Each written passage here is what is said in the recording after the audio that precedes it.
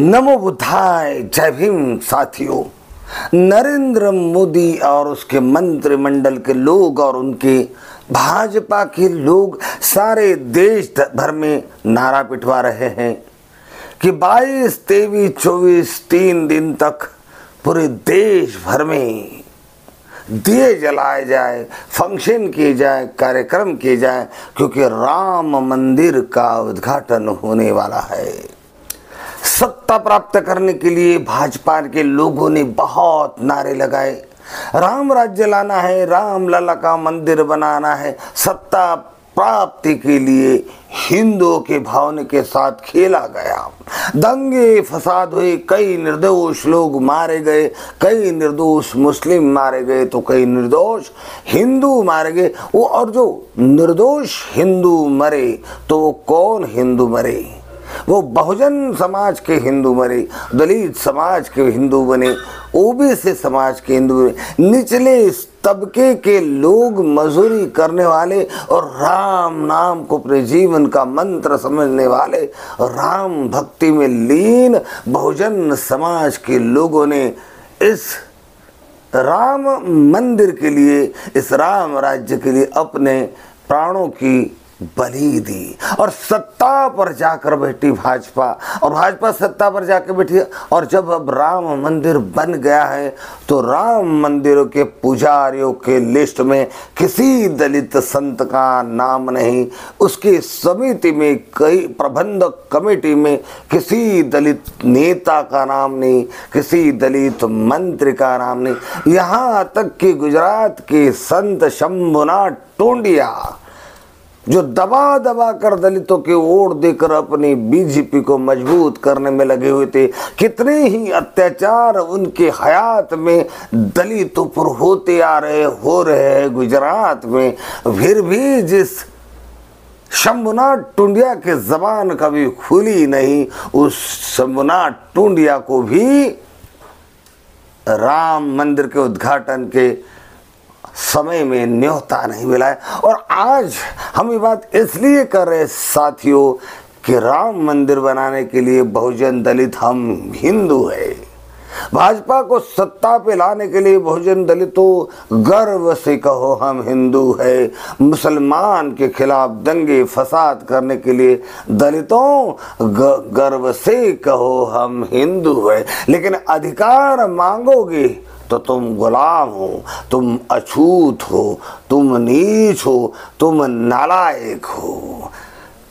Reservation मांगो तो तुम नालायक हो, अधिकार मांगो तो तुम नालायक हो, गृह मंत्री बनने की ख्वाहिश रखो तो तुम लायक नहीं नालायक हो, प्रधानमंत्री के लिए तुम लायक नहीं नालायक है, आईएएस के लिए तुम लायक नहीं नालायक हो, एडमिनिस्ट्रेशन के लिए तुम लायक नहीं नालायक हो।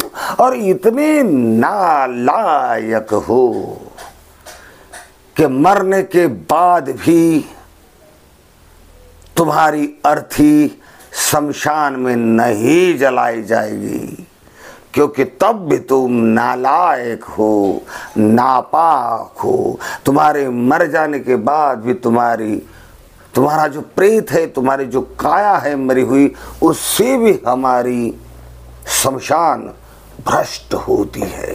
तुम्हारे चलने से हमारी भूमि भ्रष्ट हुआ करती थी, तुम्हारे छूने से हम भ्रष्ट हुआ करते थे, तुम्हारे थूकने से जमीन भ्रष्ट हुआ करती थी, तुम्हारे पढ़ने से हमारे धर्म ग्रंथ भ्रष्ट हुआ करते थे, तुम्हारे मंदिर आने से हमारे मंदिर भ्रष्ट हुआ करते थे।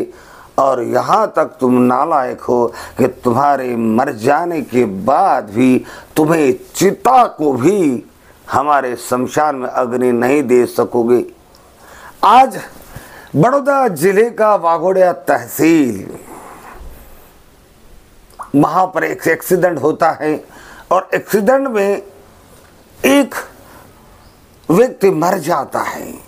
मरे हुए व्यक्ति की शमशान यात्रा निकलती है और शमशान भूमि की तरफ जाती है, तब पारुल यूनिवर्सिटी, बड़ी प्रसिद्ध प्राइवेट यूनिवर्सिटी है, पारुल यूनिवर्सिटी के गेट से गुजरते हुए पिछले हिस्से में जो शमशान भूमि है, उस शमशान भूमि में जलाने के लिए उस लाश को लेकर जाते हैं, उस अर्थी को। तो पारुल यूनिवर्सिटी का प्रबंधक मंडल अपने सिक्योरिटी गार्ड्स को आदेश देता है कि सारे गेट्स बंद कर दिया जाए।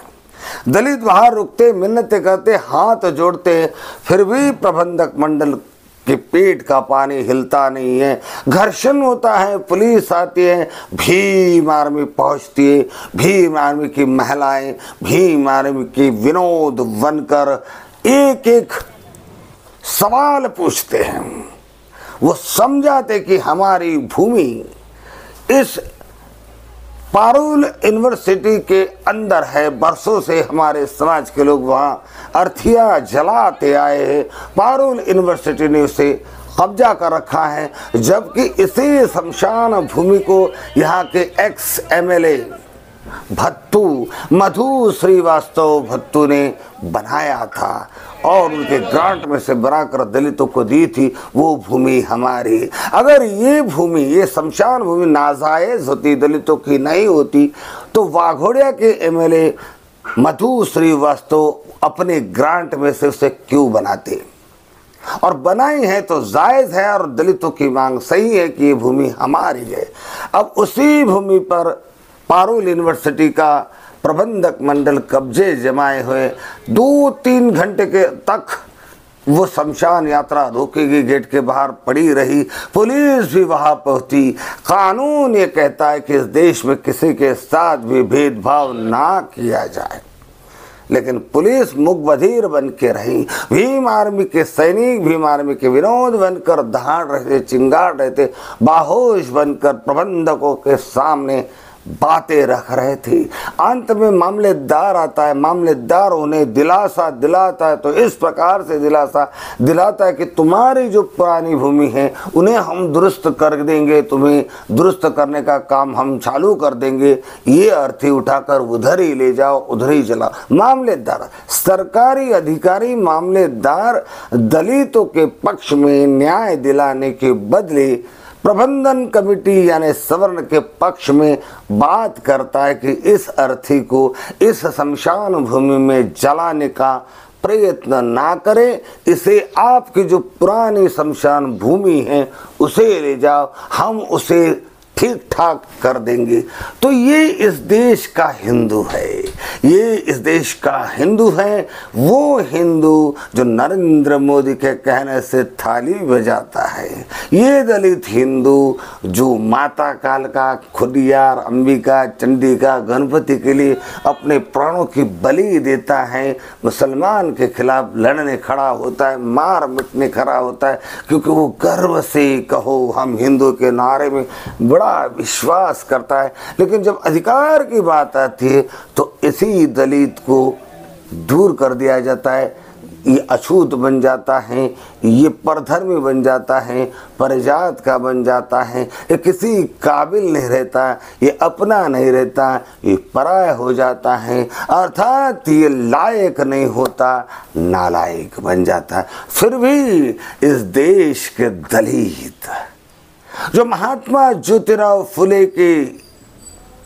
बातों को अमल में नहीं ला रहे, डॉक्टर बाबा साहब अम्बेडकर की बातों को अमल में नहीं ला रहे, जो संत कबीर की बातों को अमल में नहीं ला रहे, जो रैदास की बातों को, भगवान बुद्ध की बातों को अमल में नहीं ला रहे, और उसी अंध मान्यताओं में फंसकर धार्मिक गुलामी के शिकार होकर लाचारी भरा दुत्कारने लायक एक निम्न कक्षा का जीवन जीने के लिए इसी देश में स्वयं खुशी से सो इच्छा से मजबूर है और जी रहे हैं।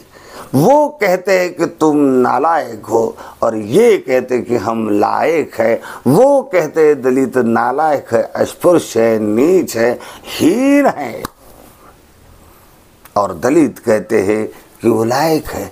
तो ये कौन लायक है और कौन नालायक है, ऐसे मंजर जो बार बार होते कि घोड़े पे चढ़ने पर पीटा जाता है, कुछ कंगन पहन लेने से पीटा जाता है, मूछें रखने से पीटा जाता है, बिंदी उनकी रोकी जाती है, उनकी बारात रोकी जाती है। आज भी ये 21वीं शताब्दी के टेक्नोलॉजी इंफॉर्मेशन के युग में भी गाँव में उनकी बारात निकल नहीं सकती। आज भी वो शुद्ध देशी घी का शीरा या पकवान बना नहीं सकते। फिर भी ये दलित सवर्णों के आगे कहते हैं हम लायक है, और सवर्ण कहते हैं तुम नालायक हो। काशीराम जी ने इसलिए कहा था कि मैं मेरे नालायक समाज को लायक बनाने का प्रयत्न कर रहा हूँ। भीम आर्मी लगी हुई है, गुजरात का स्वयं सैनिक दल लगा हुआ है, दी बुद्धिस्ट सोसाइटी ऑफ इंडिया लगी हुई है, बामसेफ लगी हुई है, बहुत सारे देश के कार्यकर्ताओं के संगठन इन दलितों को मनुष्य बनाने के लिए, समझदार लोग बनाने के लिए, समता समानता बंधुत्व पर आधारित समाज बनाने के लिए मनाने में लगे हैं, सुधारने में लगे हैं, जागरूक करने में लगे। फिर भी ये जागरूक नहीं होती। इनके साथ मंदिरों में बदव्यवहार होता है, बिल्कुल सही होता है। इनके साथ इन शमशानों में इनकी शव यात्रा जलाने नहीं दी जाती, बिल्कुल सही होता है। क्योंकि प्रश्न लायक कौन और नालायक कौन का है, तो जो लायक हैं उसकी चलेगी, जो नालायक हैं उसकी नहीं चलेगी। तो जो लोगों को अपन लायक है ये सिद्ध करना है, उन्हें संघर्ष करना पड़ेगा, समता के लिए मरना पड़ेगा, लड़ना पड़ेगा। स्वाभिमान अगर चाहिए तो स्वाभिमान के लिए न्योछावर होना पड़ेगा। बिना संघर्ष के, बिना कुछ गवाए कुछ भी नहीं मिलता है। और आज दलितों की दशा ये है कि उनके लिए लड़े तो भीम आर्मी लड़ेगी, उनके लिए लड़ेगा कोई तो स्वयं सैनिक दल लड़ेगा, उनके लिए लड़ेगा कौन तो वामन मेश्राम लड़ेगा, उनके लिए लड़ेगा कौन तो भाई चंद्रशेखर आज़ाद लड़ेगा, उनके लिए लड़ेगा कौन तो बहन मायावती लड़ेगी, लड़ेगा कौन तो प्रकाश अंबेडकर लड़ेगी। और ये सारे बिस्तर संभालेंगे, टीवी बीवी में लगे रहेंगे। ऐसे लोगों को मुक्ति कैसे मिल सकती है? जय भीम।